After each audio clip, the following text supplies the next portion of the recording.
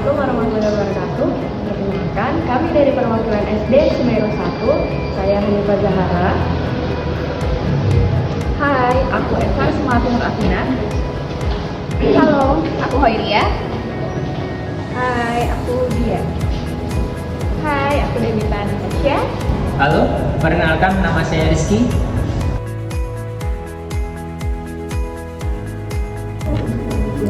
Apa itu makna menuntun dalam pendidikan? Makna menuntun dalam pendidikan yaitu membimbing dan mendampingi peserta didik untuk menemukan potensi dalam dirinya agar peserta didik mampu meraih tujuan yang ingin dicapainya. Dalam pendidikan, menuntun bukan hanya sekedar mengarahkan peserta didik untuk sesuai dengan kehendak kita sebagai seorang pendidik, namun menuntun juga mendampingi peserta didik dalam setiap langkah proses belajarnya.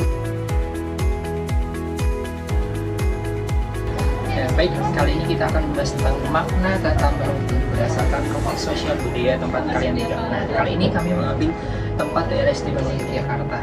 Sebenarnya jika kita lihat kata menuntun ini berasal dari bahasa Jawa. Nah, dalam bahasa Jawa sendiri kata menuntun ini ada banyak kesamaan kata dari kata nuntun, kemudian bimbing, mandu, dan gandeng.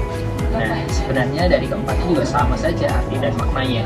Nah, kita bahas satu persatu di mana kata menuntun ini berasal dari kata tuntun yang artinya memberikan arahan atau membimbing seseorang. Nah, selanjutnya yang kedua adalah kata pandu atau mandu. Nah, kita sebagai pemandu di sini kita memberikan jalan kepada seseorang maupun tindakan. Nah, selanjutnya yang ketiga adalah bimbing. Nah, di sini yang berarti kita sebagai pembimbing seseorang untuk melaksanakan kegiatan sesuatu atau yang dituju.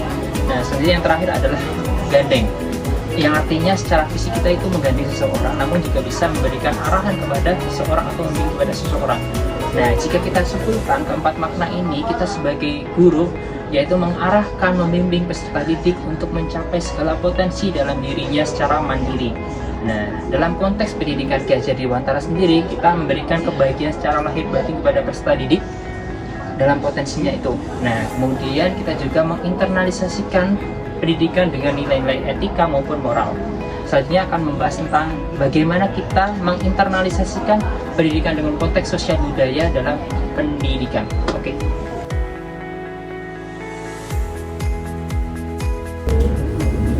Baik, cara kami untuk menciptakan pendidikan dalam konteks budaya itu yang pertama, menginternalisasikan kearifan lokal dalam kurikulum, yang artinya mengembangkan kurikulum yang masukkan elemen-elemen termasuk ke dalam budaya Yogyakarta. Kami mengambil lokasi Yogyakarta, yaitu yang pertama seperti membatik, gamelan Jawa, pewayangan, dan remaja.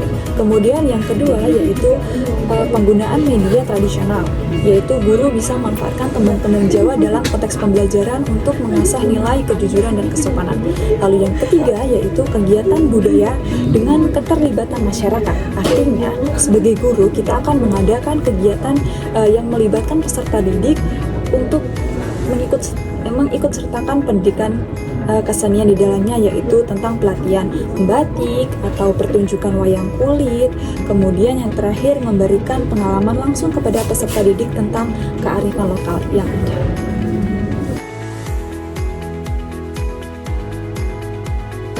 Pendidikan perlu mempertimbangkan dua kodrat, yaitu kodrat alam dan kodrat zaman, karena kedua kodrat tersebut harus seimbang dalam sebuah pendidikan. Kodrat alam diartikan sebagai jati diri, nilai kemanusiaan, kondisi, dan potensi bawaan lahir yang dipengaruhi oleh lingkungan dan biologis yang melingkupi peserta didik. Nah, sedangkan kodrat zaman diartikan sebagai muatan, konten, pengetahuan, dan keterampilan yang harus dimiliki peserta didik, namun harus selaras dengan jati diri dan nilai kemanusiaan. Kodrat zaman ini bersifat dinamis. Guru diharapkan dapat menyeimbangkan kedua kodrat tersebut dengan cara mengkondisikan kodrat alam yang ada pada peserta didik melalui pengembangan potensi individu dan menyesuaikan lingkungan di mana peserta didik itu berada.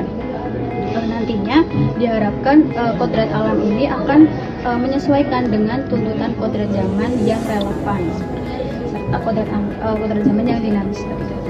Sebagai contoh, petani hendak menanam tanaman padi, maka petani tidak bisa ada beberapa hal yang bisa dilakukan petani untuk memaksimalkan tanaman padi tumbuh. Yang pertama, petani dapat memperhatikan pemberian pupuk. Terus petani dapat memperhatikan kebutuhan airnya. Petani bisa memperhatikan kebutuhan sinarnya, dan bahkan petani harus bisa menghilangkan gangguan gulma dan hama agar tanaman padi itu bisa tumbuh dan panen maksimal.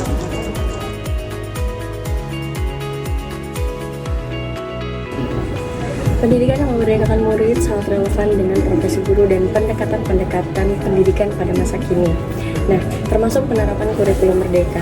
Hal ini juga sejalan dengan Kisah Dewantara yang menekankan bahwa pendidikan seharusnya mengutamakan perkembangan karakter dan potensi murid, lalu bukan hanya sekadar transfer ilmu. Prinsip Tutwuri Handayani ini juga menunjukkan bahwa guru itu sangat berperan sebagai pemandu, yang artinya guru tersebut masih harus menyesuaikan dengan pembelajaran yang menekankan kepada pengembangan minat dan bakat peserta didik sambil tetap memberikan arahan yang mendukung pertumbuhan serta perkembangan peserta didik.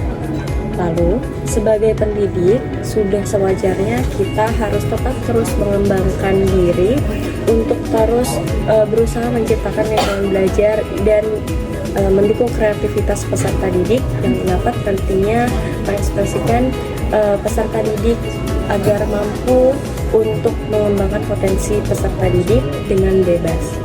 Nah, hal ini juga menuntun guru untuk terus memahami kebutuhan peserta didik secara mendalam hingga nantinya peserta didik dapat mendapatkan pendidikan yang relevan dan bermakna. Gagasan ini juga semakin diperkuat di dalam kurikulum merdeka, di mana peserta didik memiliki kebebasan dan fleksibilitas dalam memilih pembelajaran. Sehingga dengan adanya fleksibilitas dan kebebasan ini, peserta didik dapat tumbuh dan berkembang sesuai dengan keunikannya masing-masing dan dapat menjadi pribadi yang mandiri dan kreatif.